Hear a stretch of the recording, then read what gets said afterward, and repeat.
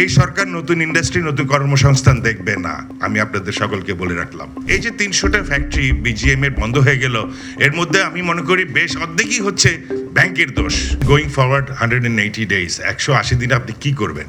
আমরা যারা শিল্পায়ন করি, আমরা স্টার্ট করি জমি কেনার থেকে, তাও ডিসপিউটেড ল্যান্ড, এক জমির 4টা মালিক, 4বার কিনতে হয়। এভাবে জমি কেনা কাটে শেষ করে এসে রড সিমেন্ট বালু নিয়ে খেলাধুলা করি, তারপরে মেশিনের এলসি, তারপরে ব্যাংক ফিন্যান্স, তারপরে গিয়ে একটা ইন্ডাস্ট্রি দাঁড়ায়, ইলেকট্রিসিটি কানেকশন, গ্যাস কানেকশন। অনেক সময় ইন্ডাস্ট্রি করে বসে থাকে আরো 2-4 বছর।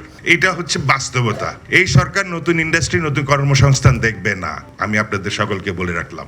আপনার করণীয় আছে, কি করণীয় আছে? অ্যাডভাইজার স্যারের দৃষ্টিপাত করছি আমি। আপনার বাস্কেটে 350টা গার্মেন্টস ফ্যাক্টরি বন্ধ হয়ে গেছে, 50-এর অধিক টেক্সটাইল মিল বন্ধ হয়ে গেছে। এই টেক্সটাইলগুলো এক একটা 1000 কোটি টাকার ইনভেস্টমেন্ট, কিন্তু সে বন্ধ হয়ে গেছে মাত্র 200 কোটি টাকার জন্য। আপনি তাকে রিঅ্যাসেস করেন।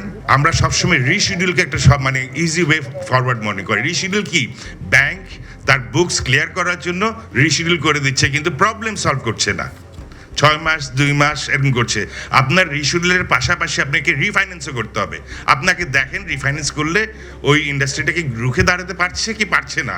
যদি পারে, আপনাকে এটা সার্ভিস করতে হবে। এই যে 300টা ফ্যাক্টরি বিজিএম এর বন্ধ হয়ে গেল, এর মধ্যে আমি মনে করি বেশ অর্ধেকই হচ্ছে ব্যাংকের দোষ।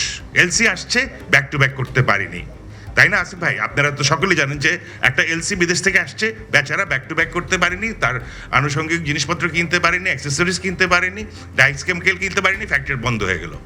দোষটা কার? এই যে আমরা যে হাইকোর্টে যাই, রিট করি, যথেষ্ট আমাদের রিট করার সুযোগ আছে বলেই করতে পারি।